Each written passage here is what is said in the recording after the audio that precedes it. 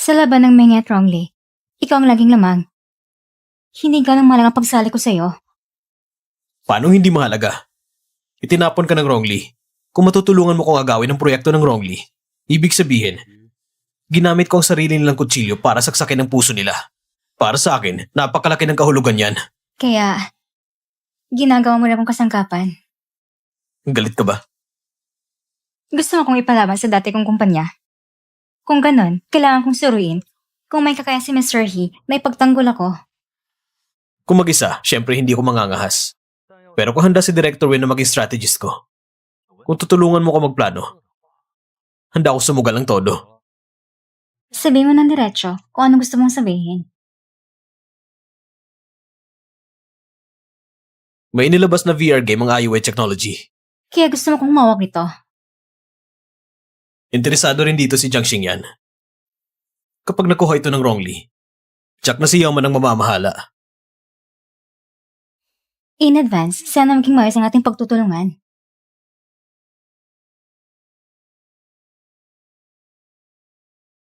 Naibenta mo ng Watang Bay. Siguradong hindi ka rin titira sa mama mo. Katabi lang ito ng Minghe. Dormitoryo ito ng mga empleyado ng kumpanya. Shinyu Residence? Mapagbigay talaga si Mr. He, hindi nakapagtataka ng turnover rate ng Menge Capital ang pinakamababa sa industriya. May kondisyon din ako. Kailangan mong siguraduhin makuha ang IUA technology para sa akin. Hindi lang itong unang putok mo laban sa Wrongly. Nakataya rin dito ang reputasyon ko. Huwag kang mag-alala, hindi lang basta pababagsayin si Yauman. Papatungan ko pa siya ng madiin. Kung ganon, bukas ng gabi, ang internal na salo-salo ng investment circle ng Haicheng. Nandun sina Jiang Xingyan at Yaoman. Makakapunta ka ba? Ano bang hindi ko kaya? Pero si Mr. He, kasama ko paglalabas. Handa ka na ba talaga? Ang gwapo ko naman. Kailangan pa ba ng paghahanda? Pero ikaw,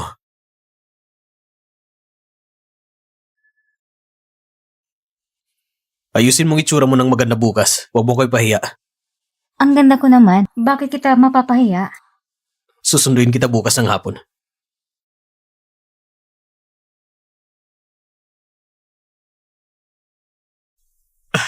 Magandang araw, Miss Wen. Ako si Shanghai mula sa Chishu One Headhunting Company. May ilang kumpanya na nakipag-unayan sa akin. Lahat sila gusto makipag-usap sa'yo. Interesado ka ba? Hindi na, nakahanap ako ng ibang trabaho.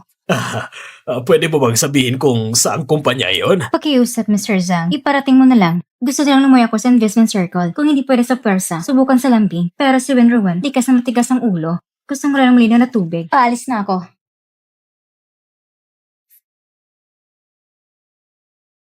Ron, kahit sa pangalan mo'y malambot, bakit ang ugali mo'y matigas pa rin? Itong personal kong stylist. Kung hindi lang personal na kayo sa si Hazen, hinihingi ko siya ipapahiram sa'yo. Kung ganun, talagang maraming salamat sa'yo. Sisiguruhin kong gagalingan ko mamaya para sa hazing mo, para hindi siya mapahiya. Hindi pwede. Sobrang ganda mo. Paano kung mahalag si Hazen sa ganda mo? Huwag kang mag-alala. Hindi siya babalik sa dati. Naging kayo dati? Kung tutusin, ako nakipaghiwalay sa kanya. Kung ganun, bakit ka pa niya pinapapunta sa Menghe? Dahil ang kaaway ng kaaway ay kaibigan. Naalala ko na. Ang asawa ngayon ni Yauman ay ang dati mong nobyo. Hindi lang ito, dahil hindi niya ito inamin. Matagal ko lang hinigo sa si Yauman. Ate, ipakita mo na yung pinakamahusay ng galing. Ngayong gabi, si Wenruan ay dapat maging pinakamaganda sa lahat. Walang problema.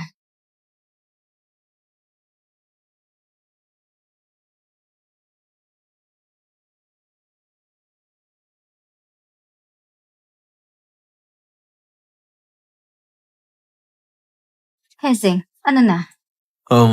Umikot ka nga sandali.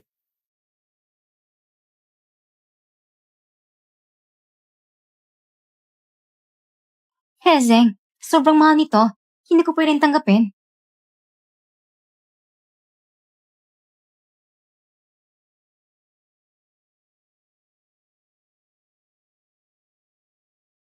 Miyembro ka na ngayon ng Pamilya He. Ibig sabihin, sa Pamilya He, mula ulo hanggang paa ay dapat gamitin ang pinakamaganda. Kung makipagtalo kang mamaya kay Yauman, tutulungan kita. Siyempre naman, ngayon ay nasa Menghe ka na. Ikaw ay akin na rin. Sino man namang babasta sa'yo, babalik ko sa kanya. Handa ka na ba?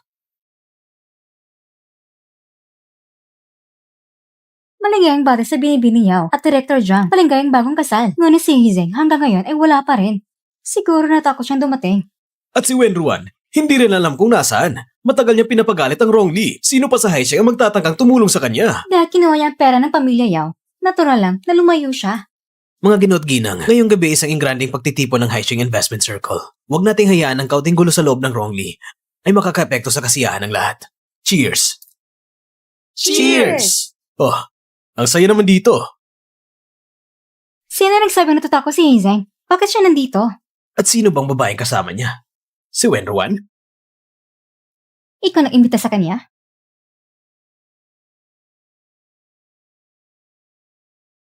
Jiangxing yan. Sagutin mo ako. Ang imbitasyon kay Hizeng ay talagang pinadala ko sa kanya. Ngunit ito'y ayon sa kahilingan ni Mr. Yao. Bakit siya nandito kung gano'n? Hindi ko alam. Nagulat din ako. Matagal nang hindi nagkita. Hindi ba nakalabas ka na sa Haisheng? Bakit ka pa bumalik? Hindi ba ko lang binigyan ng pera ng pamilya Yao? Ako ay taga Haisheng. Haisheng aking tahanan. Kung kailan kong gustong bumalik, maaari kang gawin kahit kailan. Miss Wen, ngayon ay isang pribadong pagtitipon ng Haisheng Investment Circle. Hindi ito lugar para makipagkwentuhan lang. Dala ko ang investment director ko. May problema ba? Wenruan, alam mo namang magkaaway ang Rongley at Menghe. Pagkatapos mong magbitiw sa Rongley, agad mong pumunta sa Menghe. Seryoso ka bang gusto mo kong kontrahin? Sobra lang ibinigay ni Mr. He. At sa huli, ako rin isang ordinaryong tao.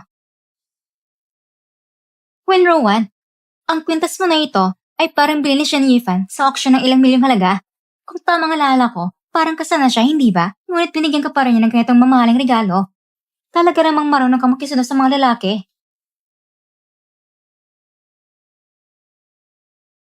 Hindi ba maayos ang pandinig mo? Nagkaroon na rin ng problema ang mata mo, di ba? Ang kwentas na ito ay pinakuha ko kay Shen Yifan. Kung muli kang kikilos na parang aso, kung puro kagat ng walang basehan ang lalabas sa bibig mo, tatawagan ko ngayon si Yahweh para humanap siya ng mas maraming espesyalista para sa'yo. Ayon sa sinabi ni Hizeng, nagkasakitan ng si Miss Yao? Sabi nila, bipolar disorder daw at sa Amerika siya nagpapagamot. Isang buwan na hindi kita nakita. Lalo kang naging magaling nga. Pati isang lalaking kasing husay ni Hizeng, nakuha mo na rin. Nang sa Victory Banquet, pinagtanggol ka niya. Sa Chelsea Games, pinagtanggol ka rin niya. Ipinagtatagol ka pa rin niya. Kailan mo kayong dalawa nagkaroon ng kayong anuman? Tama na yan. Yawman, kung sa pangakit lang, bago ang college entrance exam, nagipag-check-in ka sa hotel kasama ang lalaki at na mismo ang exam. Nag-aral ka sa abroad, palagi mong sinusuportahan ang basurang lalaki hanggang sa iniwan ka rin niya. At sa huli, bumalik kang luhaan at kahiyahiya. Mabuti na lang at mapagbigay si President Jiang para lang makakapit sa pamilyang Yao na parang malaking puno. Nagpakababa siya na parang aso sa loob ng maraming tao. Palaging nagpapakasipsip. Grabe, ang lala pala nito. Talagang hindi simple ang high society. Hindi ba sinabing sobrang higpit ng confidentiality ng pamilya Yao? Bakit alam ni Hizing ang lahat? President He, sa ganitong pampublikong lugar, ganito mo ba pinapahiyang isang babae? Hindi ba't sobra na yan? Sobra? Eh yung asawa mo, matagal nang gumagawa ng chismis laban kay Wenruan. Hindi ba yun sobra? O sadyang makakalimutin si President Jiang at nakalimutan na kung paano yung binuli online si Wenruan, mapagbigay si Wenruan at hindi na kayo pinatulan. Pero ako, makitid ang dibdib ko at hindi ako nagpapalampas ng kahit anong galit. Sino man ang umupi sa kanya, tatapusin ko kayo.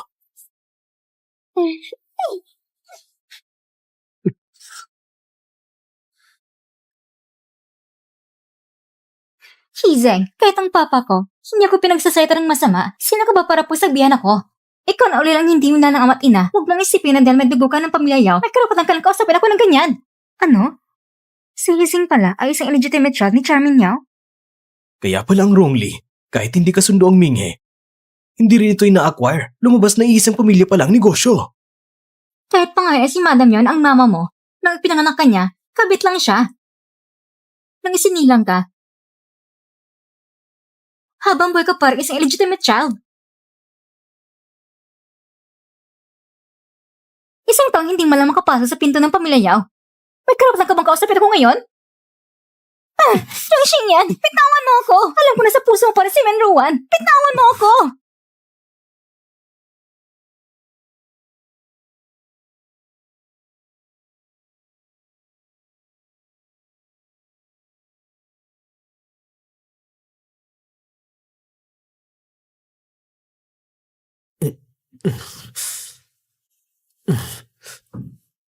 Huh?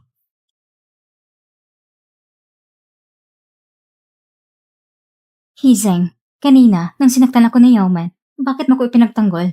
At nang gumawa siya ng chismis tungkol sa akin, bakit mo ibinunyag nakaraan niya? Hindi ka ba natatakot na gantihan ka niya? Nag-aalala ka ba na kapag naluging kumpanya, mawawalan ka ng trabaho? O talaga nag-aalala ka para sa akin? Pareho.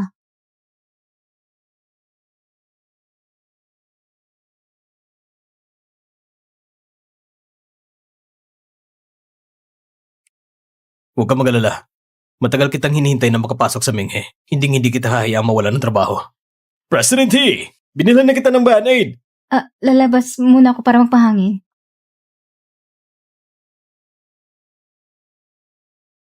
President Jiang, kung ang pakay mo ay magpalipas ng oras, iminumong kaya kang magpalit ka ng lugar para hindi ka makita ng asawa mo at muli naman akong i-cyberbully. Nung binato ni Yauman ng baso si Hizeng, gusto mo siyang harangin? Bakit mo siya hinarangan? Bakit mo siya hindi tinulak nung iyakap ka niya? Bakit mo tinakpan ng tenga niya para sa kanya? Wenruan, iniinda mo ba siya sa puso mo? Bitawan mo ako! Wenruan, sabihin mo sa akin. Gusto mo ba si Hizeng?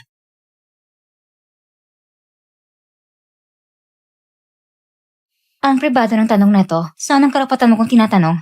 Dating katrabaho? Dating boss? O dating kasintahan? Pasensya na. Jiang Xingyan, sinabi ko na sa'yo. Kapag pumili ka na, huwag ka na magsisi. Hindi mabuting tao si Hizeng! Hindi siya karapat-dapat na pangalagaan mo ng buong buhay. Hindi siya mabuting tao? At ikaw, ano ka bang klaseng tao? Jiang Xingyan, gawin mo lang ng maayos ng pagiging sunod-sunuran mong aso. Hindi mo kailangan makialam sa buhay ko.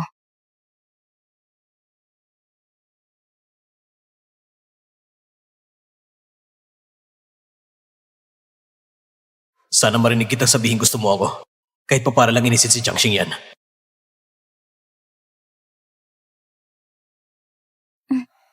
Tumayo ka ng maayos.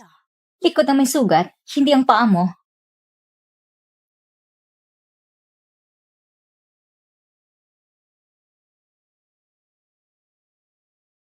Wenruan? Ma. Wenruan? Oh,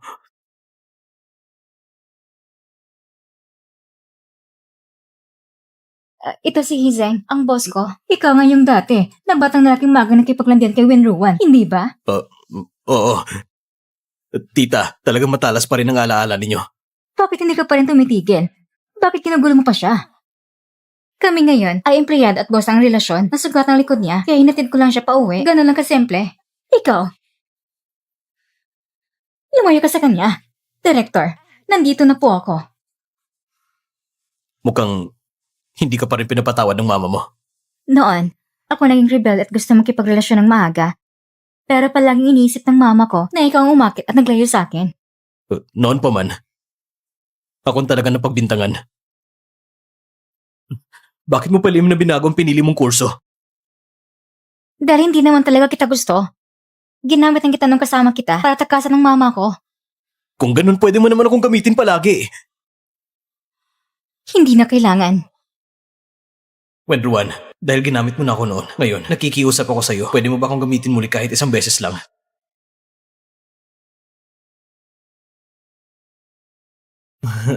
Nasugatan ang likod ko. At isang buong araw akong hindi kumakain. Kung gusto ng presidente na makikain, diretsuhin mo na, huwag nang paligoy-ligoy. Kung ganun, Director Wen, ipagluto mo naman ako ng noodles.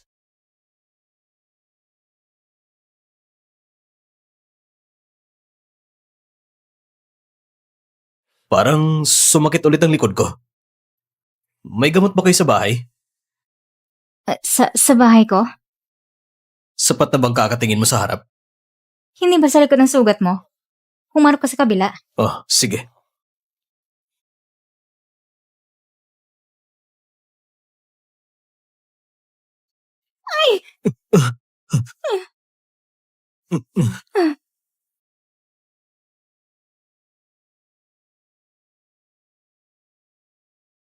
Nasugat ang likod mo at hindi mo na kailangang panggamitin ng mga kamay mo.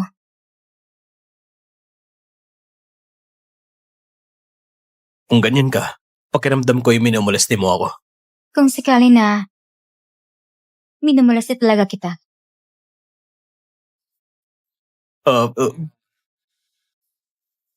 Bukas ang unang araw mo sa Minghe. Bukas na bukas, susundin kita sa umaga.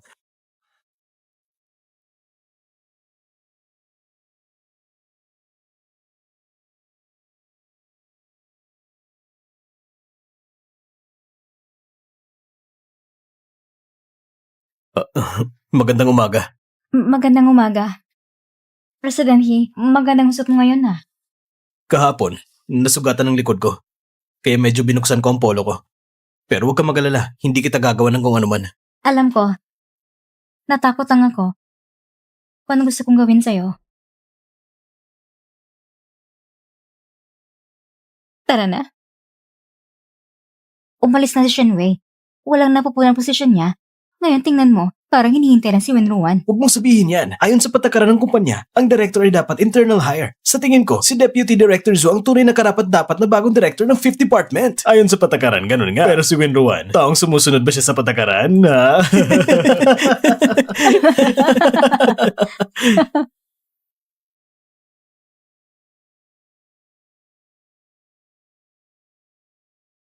Narinig ko kaninang ibig sabihin ni Deputy Director Zhu. May tutol siya sa paghirang kay Wenruan bilang director ng Fifth Department. Kung ganun, itatanong ko, sa lahat ng nandito, sino ang mas angkop? Ang alam ko lang, tinanggal siya sa Rong Li. At ang relasyon niya sa dating boss niya ay hindi malinaw. President He, si Deputy Director Zhu ay tao ng Fifth Department ko. Maaari ba ko humingi ng 5 minuto? Aayusin ko muna ang panloob naming issue. Sige, Deputy Director Zhu, hindi mo na kailangan maging palikoy-likoy pa. Maaari mo nang diretsang sabihin. Iniisip niyo ba na nakuha kong mga nakarang tagumpay ko? Dahil umakit ako sa kamay ng President Jiang. At ngayon, makarating ako sa Menghe. Dahil umakit na naman ako sa kamay ng President He. hindi yun ang ibig ko sabihin. Nag-aalala lang ako dahil hindi dalisa ang motibo mo. Tama ka. Hindi nga dalis yung motibo ko. Dahil si President He, ang una kong minahal. At balak ko siyang ligawan muli.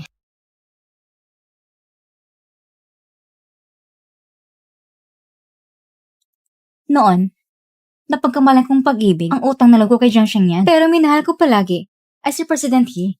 Pagkatapos ng victory banquet ng Rongle, naging single ako. Pero dahil sinira niya ang reputasyon ko, hindi ko siya nilakas ng ligawang hanggang matapos ang cocktail party kagabi. Napagtanto ko na hindi ko pa rin mapigilan ang sarili ko. Kaya tinanong ko si President He kung maaari ba kong bigyan ng pagkakataon. Kung makakuha naman ang IUV technology, umayag na si President He na hayaan kong ligawan siya muli. Sige, tinutupad ko mga sinasabi ko. Basta makuha mo ang IOE technology, papayagan kitang ligawan ako. Sumama ka sa akin sa opisina. Hindi ba ako nagkamali ng dinig? Totoo ba yun? Oo nga. Bitawan mo ako! Hey, Zeng! Hey, Zeng! Pwede bang kumalma ka muna? Ano ba talagang kinakagalit mo?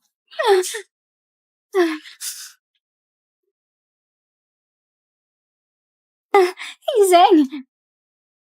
Gusto mo ba ako? Oo.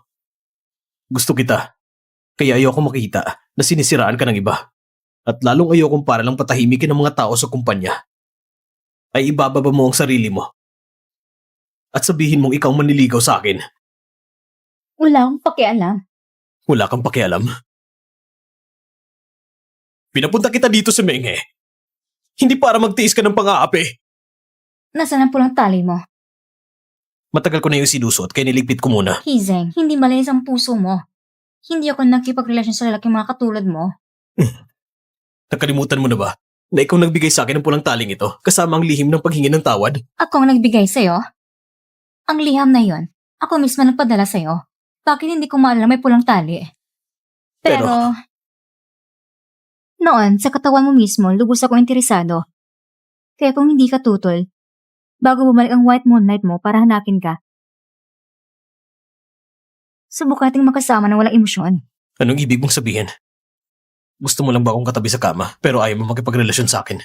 Siyempre, kung hindi mo matanggap yon, pwede kong pahiran lang ang gamot ng likod mo. Pero kung tatanggapin mo, Maghintay ka sa bahay ngayong gabi.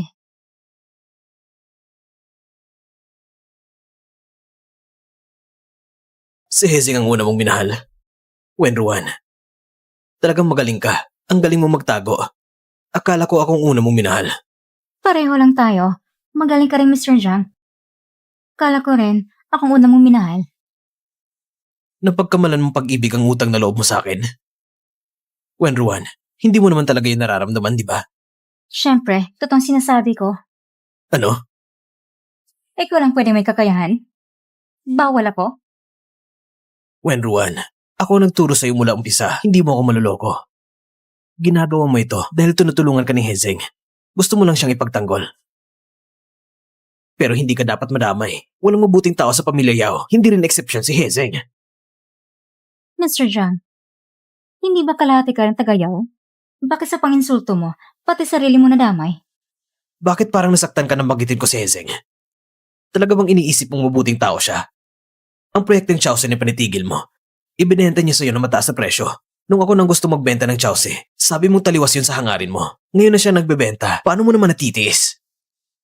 Kung dumating ka ngayon ng hindi imbitado, para sira ang relasyon namin ni Hezing, baka ikaw nagsisi. Sa ngayon, sobrang mahal ko si Hezing. Kaya ano mang gawin niya, kaya kong tiisin. Alam kong ako may kasalanan sa'yo. Pero humingi na ako ng tawad. Ano pa bang gusto mo para tumigil ang galit mo?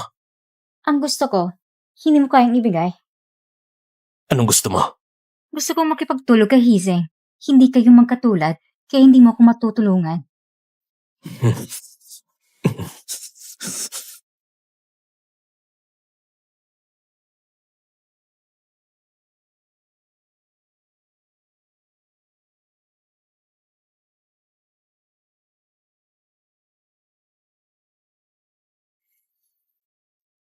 Talaga nag-aalala ka kay Wenruan ha? At natatakot na babalik siya sa dati niyang minahal. Babalik sa dati? Ako ang una niyang minahal. Ikaw ang dati niyang karelasyon. Kung babalik siya sa dati, siguro ako yun. Hezing, huwag mong lukuhin ang sarili mo dito. Binabalaan kita. Kung lalayo ka sa kanya ng maayos, pipiliin ko na makipagkompetensya ng pata sa Rongli Group. Tama. Pag uwi mo, sabihin mo sa asawa mo na wag na siya makialam na parang baliw. Hindi ako naghahanap ng gulo, pero magbabalik ako. Ngayon, niyakap ako ni Wenruan kaninang umaga. At magkatabi pa kami buong gabi. Nakakatuwa lang isipin. Sige, kung sasaktan mo ako ngayon, mag-aalala si Wenruan mamayang gabi at maaawa sa akin. 3 taon na nakalipas, pinahinto na siya ng UA ang lahat ng proyekto ng venture capital. Ang dahilan, siguro malalaman lang kapag nakita niya mismo siya. Kanina, nabigla ako sa harap ni Jiang Xingyan. Ang sakit nun ah. Kailangan ko ng halik. Saan ka tinamaan?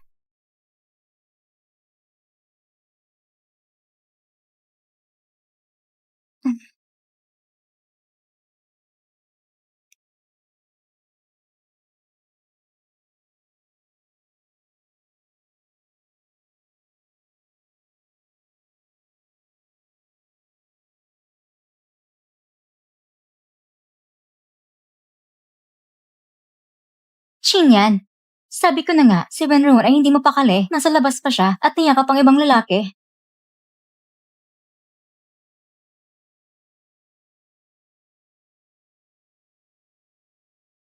Talagang gusto ni Miss Yao na maglabas ng ingay gamit ng bibig. Tungkol sa pagiging maayos, nung kolehiyo pa lang, hindi siya marunong sa relasyon sa lalaki. Pagdating sa ibang bansa, naging kaisa ng iba at siya pang iniwan. Pag-uusapan ng pagiging maayos, sino pa ba ang hihigit sa iyo sa pagiging tahimik? Wenruan, ang galing mong humanap ha. Nagawa mo pang gawin sandigan si Hezing. Hindi ako naghahanap ng sandigan. Katulad ako ni President Jiang. Pagkatapos makipaghiwalay, hinahanap ang tunay na pag-ibig at ipinagpatuloy ang relasyon sa unang minamahal. Ibig mong sabihin, si Hezing ang una mong minamahal. Hindi mo ba alam? Nang magtanghalian kami ni President Jiang kanina, nasabi ko na sa kanya, hindi ba yan sinasabi sa'yo? Miss Gao, pagtayan mga asawa mo, talagang marami siyang naidulta abala sa akin. Hinaharang niya ako sa mga handaan at inaayap akong kumain. Palagi niyang pinipilit na lumayo ako kay Hezing. Hindi ko rin alam kung anong ibig sabihin ni President Jiang. Matagal na kami naghiwalay. Ako si Hezing ay maayos ang relasyon ngayon. Kaya nakikiusap ako sa'yo, Miss Yao.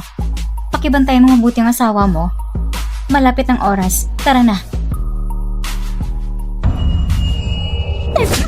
Jiangxing yan. May pompa ba si Wenwen sa puso mo? Masakit na ba ang kamay mo? Sa susunod ko pasamain kulit ang loob mo. Hayaan mo na lang nasaktan ko ang sarili ko.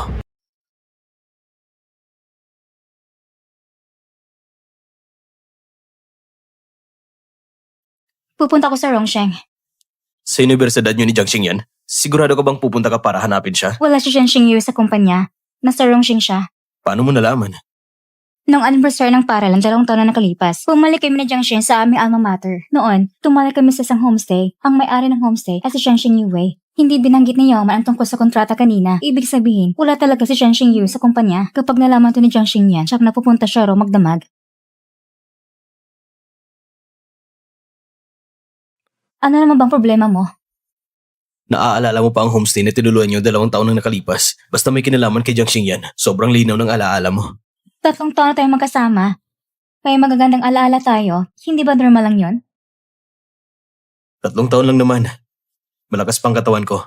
Marami pa tayong taon na pwedeng pagdaanan. Huwag kang mag-alala. Hindi ako babalik sa dating pag-ibig. Hindi ba't ako rin ang dati mong pag-ibig? Ang sakit. Asal ka ba?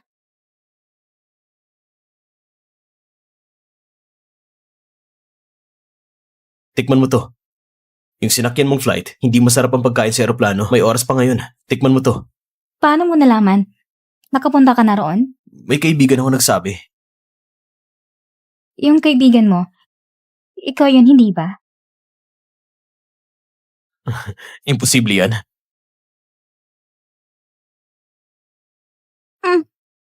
Ang init.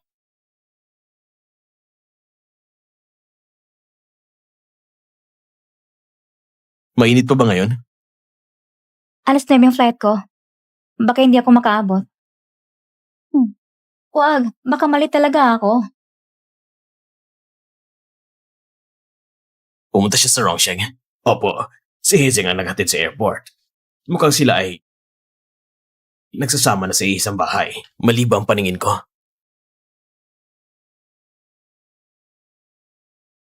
Kahit may isa pang pagkakataon, ganito pa rin ang pipiliin ko. Ito lang din ang kaya kong piliin. Winner 1, kapag lumabas na ang skandalo mo, chat na distansya si Hazen sa'yo. Gusto mo bang tikman si Winner 1? Bibigyan kita ng pagkakataon.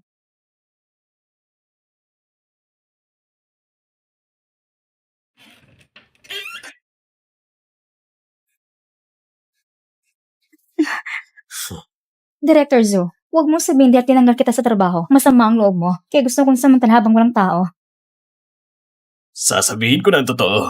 Siya ang mananagutos sa akin. Ayon sa gusto niya, kailangan kong gawin ang lahat para painumin ka ng boteng ito. At pagkatapos ay pagsasamantalahat ka, kukunan ng litrato, at mag-record ng video. Kaya nagising ang konsensya mo.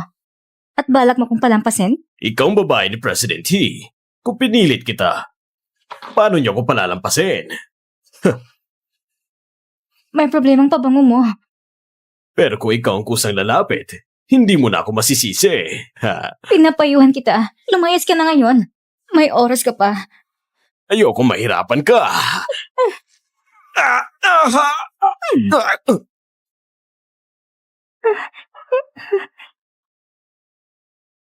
Wenruan, buksan mong pinto.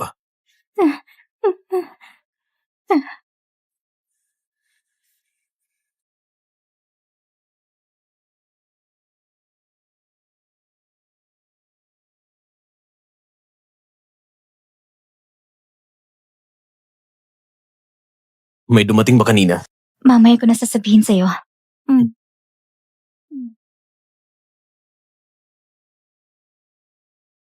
Huwag mong sagutin. Hello? Sabi sa weather forecast, uulan daw. May dala ka bang payo? Nakikinig ka pa ba? Oo. Nanonood ako ng TV. Anong pinapanood mo? Ran, nakikinig ka pa ba? Sa dulo ng dila. Isang tiking.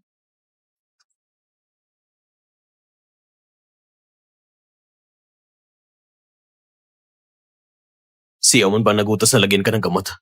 Mm.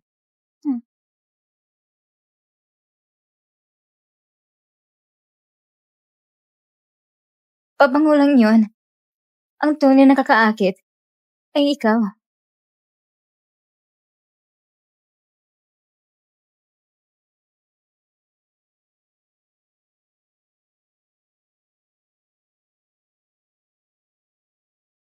Sa totoo lang, nagpapasalamat ako kay Jiang Xingyan kasi hindi niya inamin ang relasyon ninyo.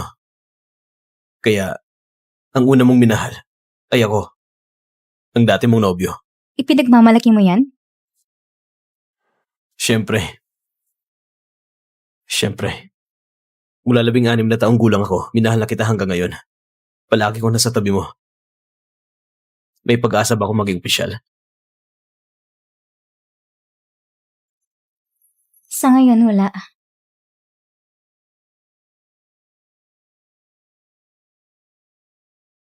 Hindi mo na isusot ang bigay ng white moonlight mo? O balak mo bang isot pa rin sa kaliwat kanan? Matagal ko nang suot yun, kaya pinalitan ko na. At saka, ikaw ang babae ko ngayon. Siyempre, ang suot ko ay yung bigay mo. Ayos na yun kung masaya ka. Ang pulang sinulit mo sa templo ni Yulaw, bagay na bagay sa inyo. Ate Shen Yue, itong boyfriend ko, si Hizeng. Mas mabuti pa kesa dun sa 3 taon na nakalipas. Ang IoT technology ang pinaghirapan ko sa buong buhay ko. Kapag ipinagkatiwala ko sa'yo, panatag ang loob ko.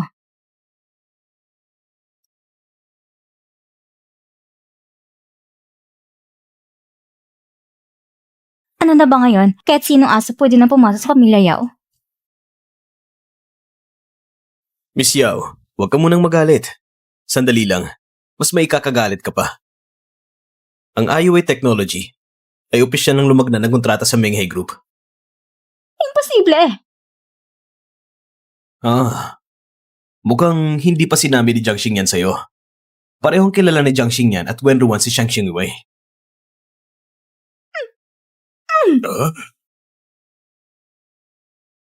Si Manman ang tunay mong ate. Hindi mo naman pwedeng kakampi ang mga tagalabas para apihin siya. Tungkol naman kay Wen Ruan, tanggalin mo na siya. Mananatili siya. O maaaring gaya ng masamang pagkuha mo sa Zenwa Capital, bilhin mo rin ang Menghe. Kung ganun, sabay-sabay tayo magkasiraan. Kapag nandyan ka, wala talagang katahimikan. Pwede mong panatalihin si Wen Ruan. Pero simula ngayon, huwag ka na makipagsugpaan sa Rongli. Huwag mong hayaang pagtawanan tayo ng mga tao sa labas. Depende na yan kung papayag si Miss Yao. Jiang Xingyan, bumalik agad dito. Bumaba ka na. Hindi ba't nagmamadali na si Madam para makabalik ka? Oo, kaya kailangan magmadali.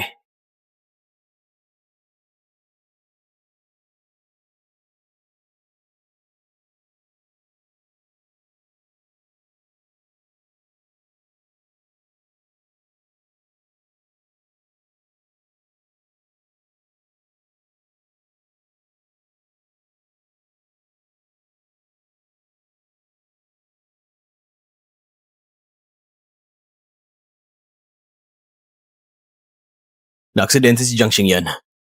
Masamang balik sa masama. Masaya ka ba? Siyempre, natalo si Yeoman. Tsak na mababaliw siya. Sa ganitong oras, kung bibigyan ko pa sila ng malaking proyekto, isang bagsak, patay agad. Ang Changjun Biotech. Talagang kilala mo ako. Sabi na insider information ko, malapit na sumama ang Changjun Biotech. Pinaka-importante sa ima si Yeoman. Sa pagkakataong ito, ipapaya ko siya ng lubusan. Pero ang Changjun Biotech, si Jiang Xingyan ang may hawak sa proyektong yan. Eddie, sabay-sabay lang mamamatay. May bago empleyado pa lang na nagkikipag-away na agad. Kailangan mo pa bang i-report sa akin? Idol ko talaga si Director Wen. Gusto kong maging assistant niya. Hindi pwede. Masyado siyang bata. Hindi ako pumapayag. Pero gusto kong bata. Lumabas muna kayong dalawa. May sasabihin pa ako kay Director Wen.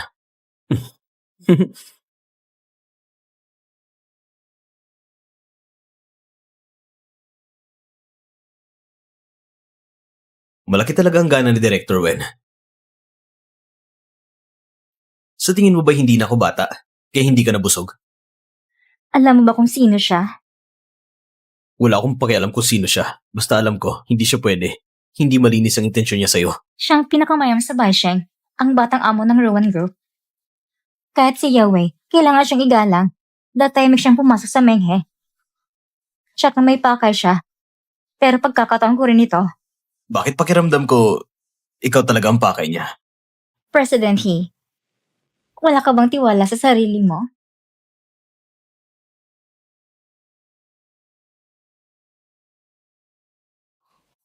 Oh, matibay talagang buhay ni President Jiang. Ganun mo ba ako kinamumuhian na gusto mo na ako mamatay? Siyempre, Kahit ako nagkamali sa'yo. Pero sa loob ng maraming taon, may samahan pa rin tayong dalawa. Wala na ba yung halaga sa paningin mo? kung ganitong tanong mo, ito ba'y moral na pamimilit? Sayang nga lang, at ako mismo ay wala talagang moralidad at masahal pang loob. Walang utang na loob, hindi ako iiyak. Kahit isang patak. Ang pag-agaw sa IoT technology ay sampal na sa akin at kay Yao Man. Bakit hindi ka pa rin makontento at gusto mo pa ang Shangchun Biotech? Hindi mo malalaman kung hindi mo susubukan. Total, dahil sa inyo bilang mag-asawa, nakatabi ko na si Hezeng.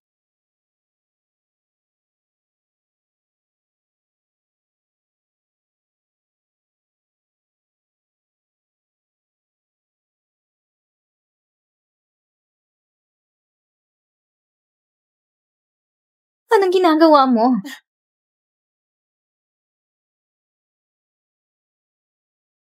Ang kasunduan? Nangako si Wenruan na sa loob ng 3 taon, ano man ang mangyari, ay hindi niya tatapos ang relasyon kay Hezeng. Kung matatapos ito na mas maaga, kailangan pakasal ni Wenruan si Hezeng. Bakit 3 taon? 3 taon kayo ni Jiang Xingyan. Kung ganun, sa akin, dapat 3 taon din kahit papano. Ang kasunduang ito ay puro laban lang sa akin. Walang malang limitasyon para sa'yo. Hindi patas. Nangako si Hezing na basta kailangan ako ni Wenruan, ay agad akong darating. Kung lalabag ako kahit minsan, pusang loob kong palalawigin ng 1 taon. President He, ito'y parang libreng alap na mismo.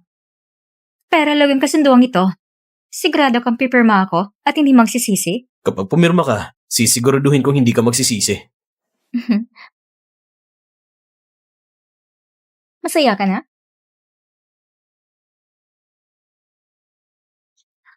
Ang cellphone ko. Hello? Director Juan, plano kong magrenta ng bahay ngayong weekend. May oras ka bang sumama? Wala.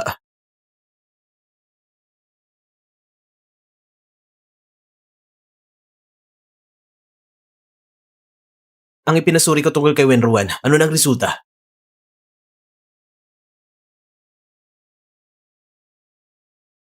Baglakas loob ang agawan ng Jiangju mula sa Rongli? Wenruan, hindi ba sobrang naman ang yabang mo? Ang paggastos ay lakas ni Binibining Yao. Pero may paalala ako. Kung matalo ka ulit ngayon, ikalawang beses na yon, huwag kang magyabang ng maaga. Sa pananalita ni Miss Wenruan ngayon, tila masyado kang mapanlait. Ang mabuting aso ay hindi humaharang sa daan. Tumabi ka! Sino ang tinatawag mong aso? Ang humaharang ang siyang aso. At kung sino ang sumagot, mas lalo siya magiging aso. Wenruan, ang galing ng paraan mo sa pag-akit ng lalaki. Talagang kahanga-hanga. Hindi dumating si Hezeng, kaya basta ka nalang humanap ng reserba para protektahan ka, no? Ngayon ang babaeng itong mapanlait. Hindi mo man lang siya mapagsabihan? Isinasama mo sa labas ang ganitong baliw na babae? Nahihiya ako para sa'yo. Baliw ka ba? Pati siya sinipa mo? Tara.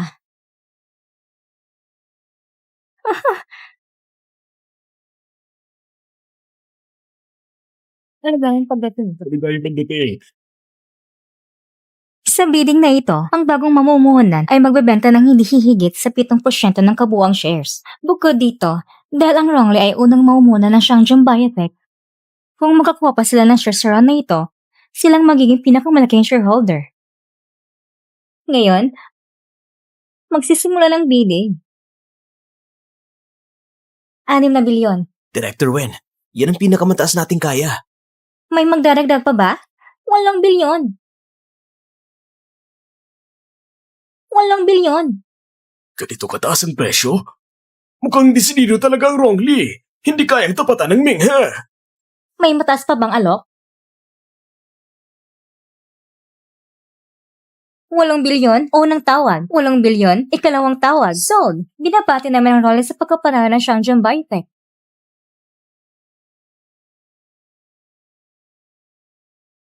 Sinabi ko na sa'yo, hindi ka ganun kamahal ni Hizeng. Hindi niya kailangang gagastusan ka ng ganitong kalaking halaga. Kaya paglaban ka sa akin, hindi ka karapat-dapat.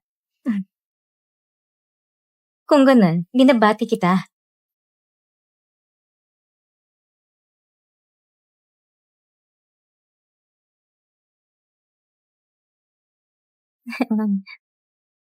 Bakit ka nandito?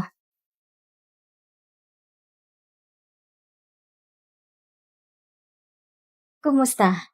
Nagustuhan mo bang pinapakita ko kanina? Sobrang gusto ko. At saka, may balak akong ibigay sa kanyang isang malaking regalo. Anong regalo? Magpakasal tayo. Ano? Hindi na magtatagal, sasabog ang Changjun. Para kay Yaoman, kapag nasangkot ang interes, hindi iurong si Yahweh. Bakit ka pa naglalakas na napakasalan ako? Hindi ka ba natatakot na madamay ka sa akin? Hindi ba't ginagamit mo lang naman ako? Kung ganun, aagawin ko rin ang Rongli pabalik. Sabay tayong pumunta sa pamilya Yao at guluhin sila ng todo. May lakas ka ba ng loob?